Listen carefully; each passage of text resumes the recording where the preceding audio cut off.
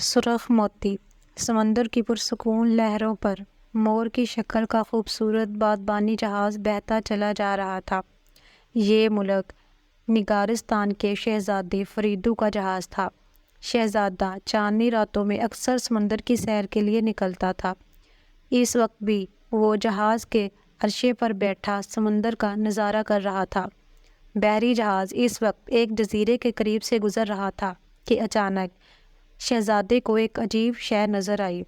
جزیرے کی طرف سے سمندر میں سرخ رنگ موتی ایک قطار میں بہتے آ رہے تھے۔ شہزادے کے حکم پر ایک محافظ نے سمندر میں چھلانگ لگا کر چند موتی نکالے اور شہزادے کو دیے۔ شہزادہ فریدو یہ دیکھ کر دنگ رہ گیا کہ وہ بہت قیمتی موتی ہیں، مگر یہ موتی کہاں سے بہتے چلے آ رہے ہیں؟ کون ان کو سمندر میں پھینک رہا ہے؟ شہزادے نے پہلے تو جزیرے پر جا کر اس بات کا سراغ نکالنے کا فیصلہ کیا، مگر اپنے وزیر زادے دوست کے سمجھانے پر باز رہا۔ بات وزیر زادے کی بھی درست تھی کہ بلا سوچے سمجھے کوئی قدم اٹھانا دانشمندی نہیں ہے۔ شہزادہ جب واپس محل لوٹا تو اس کا ذہن ان سرخ موتیوں میں الجھا ہوا تھا۔ اگلے دن صبح سویرے شہزادے نے شاہی نجومی کو طلب کیا اور ساری بات بتا کر حساب لگانے کو کہا۔ یہ نجومی بڑا تجربہ کار اور ماہر تھا۔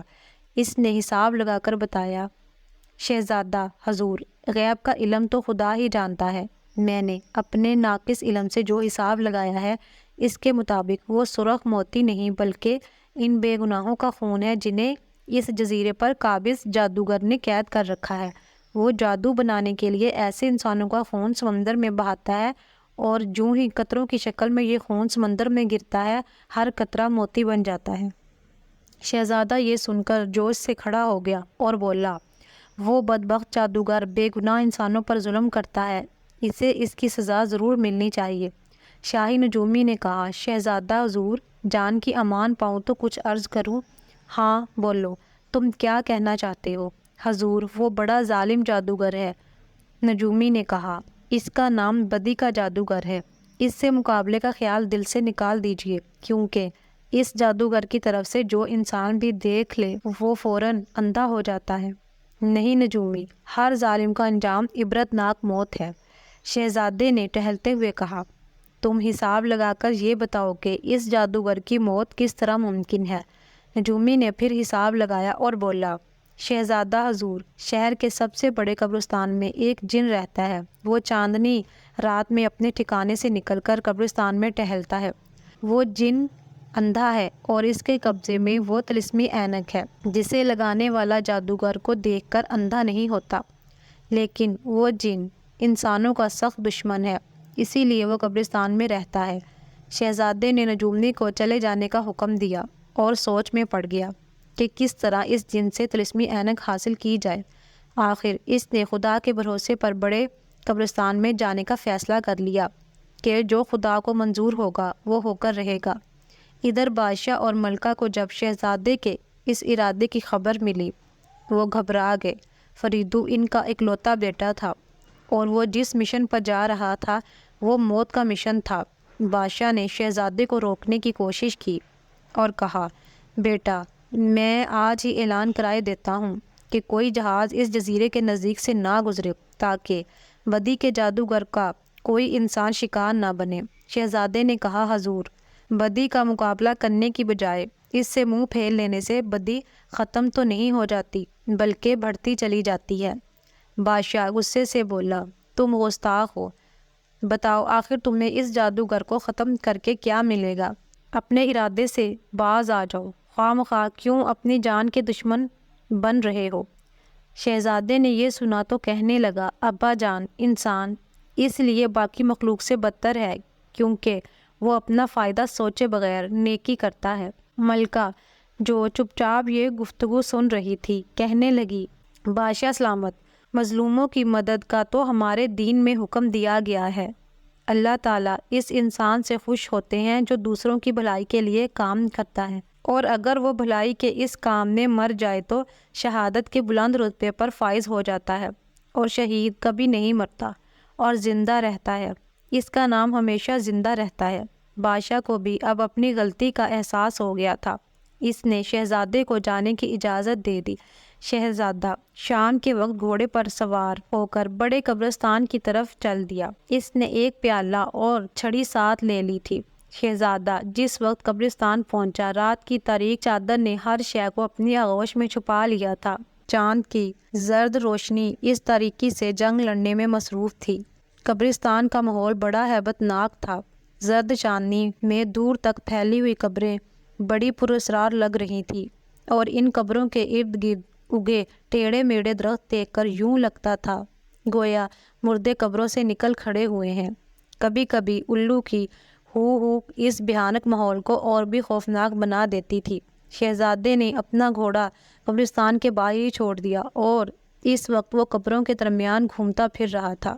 ایک ٹوٹی قبر کے پاس سے گزرتے ہوئے شہزادے کا پاؤں پھسلا اور وہ سنبھلنے کی کوشش کرتا ہوا قبر میں جا گرا۔ اس کے بوجھ سے قبر میں موجود ڈھانچہ کڑ کڑ کی دہشت ناک آوازوں کے ساتھ ٹوٹ پھوٹ کر گر گیا۔ ایک بار تو شہزادے کو بھی ٹھنڈے پسینے آ گئے۔ اسے یوں لگ رہا تھا جیسے وہ کسی نئی دنیا میں آ گیا ہے، ایسی دنیا میں جس کی ہر چیز مر چکی ہے، جہاں سناٹا حکمران ہے، جہاں خوف و دہشت کے سوا کچھ نہیں۔ شہزادہ ہمت کر کے قبر سے نکلا اور خدا کو یاد کیا۔ مشکل وقت میں خدا کو یاد کرنے سے انسان میں ایک عجیب طاقت سی آ جاتی ہے۔ اس کا خوف دور ہو جاتا ہے کہ خدا میرے ساتھ ہے، اس لیے ہمیں ہر وقت خدا کو یاد کرتے رہنا چاہیے۔ شہزادے نے قبر سے نکل کر اسے ٹھیک کیا اور آگے بڑھ گیا۔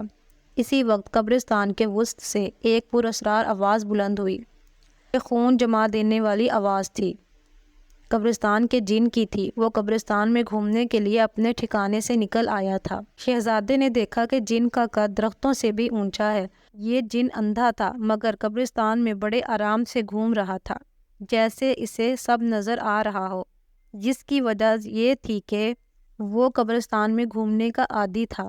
شہزادہ کچھ دیر جن کو دیکھتا رہا، پھر اس کی طرف بڑھا۔ اس کے پاؤں تلے سوکھے پتے چرچرائے تو جن رک گیا اور بلند آواز سے بولا، کون ہے؟ شہزادے نے اپنے حلق سے مردوں جیسی خرخراتی آواز نکالتے ہوئے کہا، میں ہوں اس قبرستان کے زندہ ڈھانچوں کا سردار، تم سے ملنے آیا ہوں۔ زندہ ڈھانچے؟ جن نے حیرت سے کہا، یہ کس طرح ہو سکتا ہے کہ ڈھانچہ زندہ ہو جائے؟ تم ضرور کوئی انسان ہو، میں تمہیں زندہ نہیں چھوڑوں گا۔ نہیں، میں ایک ڈھانچہ ہوں، شہزادے نے مری ہوئی آواز میں کہا۔ اچھا، کیا ثبوت ہے تمہارے پاس؟ جن نے قریب آ کر کہا۔ ذرا اپنا سر تو دکھانا مجھے۔ شہزادے نے جھٹ پیالہ آگے کر دیا۔ جن نے پیالے پر ہاتھ پھیرا اور بڑبڑایا، کھوپڑی تو گنجی معلوم ہوتی ہے اور زمین میں دبے رہنے سے ملائم بھی ہو گئی ہے۔ اچھا، اب ذرا اپنا بازو تو دکھاؤ۔ شہزادے نے فوراً چھڑی آگے کر دی۔ جن نے چھڑی کو ٹٹولا اور بولا، ہاں، گوشت تو ہے نہیں۔ ٹھیک ہے، میں مان لیتا ہوں کہ تم زندہ ڈھانچے ہو، حالانکہ میں نے اپنی لمبی زندگی میں کبھی ڈھانچے کے زندہ ہونے کا نہیں سنا۔ اچھا بتاؤ، تم مجھ سے کیا چاہتے ہو؟ شہزادے نے کہا، میرے قبرستان کے نیچے آباد ڈھانچوں نے بغاوت کر دی ہے اور مجھے تمہاری مدد کی ضرورت ہے۔ اف، یہ انسان، جن بولا، یہ مننے کے بعد بھی اپنی شرارتوں سے باز نہیں آتا۔ یہاں اس دنیا میں بھی حکومت و طاقت کے چکر میں رہتا ہے اور مننے کے بعد بھی اسے سکون نہیں۔ اچھا، مجھے بتاؤ، میں تمہاری مدد کروں۔ مجھے وہ طلسمی اینک چاہیے جو تمہارے پاس ہے۔ شہزادے نے کہا، میں تمہیں وہ اینک واپس کر دوں گا۔ ہرگز نہیں، جن نے سختی سے کہا، میں وہ اینک تمہیں نہیں دے سکتا۔ یہ بات ہے، شہزادے نے کہا، اگر تم اینک نہیں دو گے تو میں اپنے ساتھی ڈھانچوں کے ساتھ تم پر حملہ کر دوں گا اور تمہیں اس قبرستان سے باہر انسانوں کی دنیا میں دھکیل دوں گا۔ نہیں، ایسا مت کرنا، میں انسانوں کی دنیا میں نہیں جانا چاہتا۔ جن نے خوف زدہ ہو کر کہا، تو پھر میری بات مانو اور طلسمی اینک میرے حوالے کر دو، جلدی کرو۔ اچھا، مگر وعدہ کرو تم مجھے واپس کر دو گے۔ دیکھو، پکا وعدہ کرنا، برے انسانوں کی طرح دھوکہ مت دینا، جو یہ جانتے ہوئے بھی کہ وعدہ پورا نہ کرنا بڑی بری بات ہے، وعدہ پورا نہیں کرتے اور اپنے گناہوں میں اضافہ کرتے ہیں۔ میں وعدہ کرتا ہوں، اینک تمہیں جلد ہی واپس کر دوں گا، شہزادے نے کہا، اور جن نے اپنی جیب سے طلسمی اینک نکال کر اسے دے دی۔ اینک لے کر شہزادے نے جن کا شکریہ ادا کیا۔ اور قبرستان سے گھوڑے پر سوار ہو کر شہزادہ ساحل کی طرف چل دیا۔ شہزادہ جس وقت ساحل پر پہنچا، وزیر زادہ بحری جہاز لیے اس کا منتظر تھا۔ شہزادے نے جب اسے اینک کے مل جانے کا بتایا تو وہ بولا، مبارک ہو، مشن کا پہلا حصہ نجومی مکمل ہو گیا ہے۔ اب انشاءاللہ ظالم بدی کا جادوگر بچ نہیں سکے گا۔ ویسے بھی 100 دن چور کا 1 دن سعد کا بھی آتا ہے۔ جہاز نے لنگر اٹھائے اور جزیرے کی طرف روانہ ہو گیا۔ آدھی رات کے وقت جہاز جزیرے کے قریب پہنچ چکا تھا۔ شہزادے نے سمندر میں چھلانگ لگا دی اور تیرتا ہوا جزیرے کی طرف بڑھنے لگا۔ کچھ دیر بعد وہ جزیرے پر تھا۔ اسی وقت ایک بھیانک مکروہ آواز بلند ہوئی۔ یہ آواز قریب آتی چلی گئی۔ یہ جزیرے کے محافظ دیو کی آواز تھی۔ یہ دیو پیتل کا بنا ہوا تھا اور کئی 100 فٹ بلند تھا۔ اسے جادوگر نے اپنے جادو کے زور سے بنایا تھا۔ اب وہ دیو دھم دھم کرتا ساحل کی طرف آ رہا تھا۔ شہزادے نے ادھر ادھر دیکھا، پھر جلدی سے ایک کھڈ میں کود گیا۔ اس کھڈ میں بارش کا پانی بھرا ہوا تھا۔ شہزادے نے کنارے پر اگے سرکنڈوں میں سے ایک توڑ لیا۔ شہزادے نے سرکنڈا منہ میں دبایا اور سر پانی میں کر لیا۔ اب پانی کی سطح پر صرف سرکنڈے کا ایک سر نظر آ رہا تھا۔ دوسرا سر شہزادے کے منہ میں دبا ہوا تھا اور وہ اس سے سانس لے رہا تھا۔ پیتل کا دیو ساحل پر آ چکا تھا۔ اس نے گہری گہری سانس لیتے ہوئے کہا، ابھی مجھے کسی آدم زاد کی بو آئی تھی، مگر یہاں تو کوئی نہیں ہے۔ مجھے وہم ہوگا، یہاں کسی نے آ کر اپنی موت کو پکارنا ہے کیا؟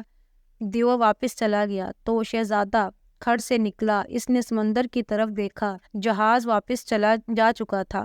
یہ اچھا ہوا تھا، ورنہ پیتل کے دیو نے جہاز دیکھ لینا تھا اور اسے تباہ کر دینا تھا۔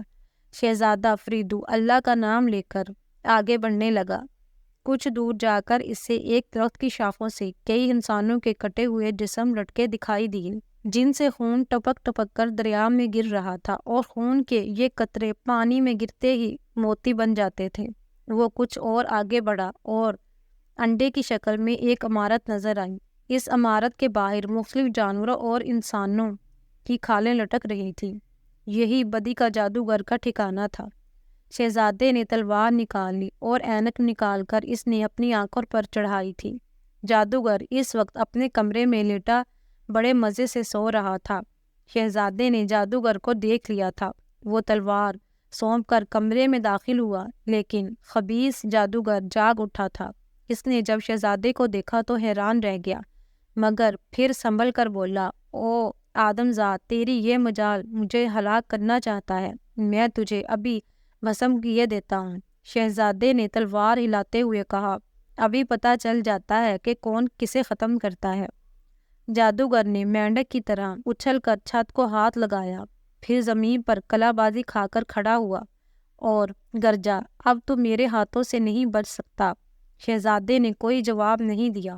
وہ جانتا تھا کہ جن میں کچھ کرنے کی ہمت نہیں ہوتی وہی بڑھ چڑھ کر باتیں کرتے ہیں۔ شہزادے نے جادوگر پر حملہ کر دیا۔ جادوگر نے منتر پڑھنے کی کوشش کی، لیکن شہزادے کی تلوار اس کے سر پر پہنچ چکی تھی۔ منتر اس کے منہ میں ہی رہ گیا تھا اور تلوار نے اس کی گردن کو کاٹ کر زمین پر گرا دیا۔ وہ سر جو اکڑ رہا تھا زمین پر پڑا تھا۔ غرور کرنے والے اور ظالم کرنے والے ایسے ہی انجام سے دوچار ہوتے ہیں۔ جادوگر کے مرتے ہی اس کی جادوئی سلطنت بھی تباہ و برباد ہو گئی۔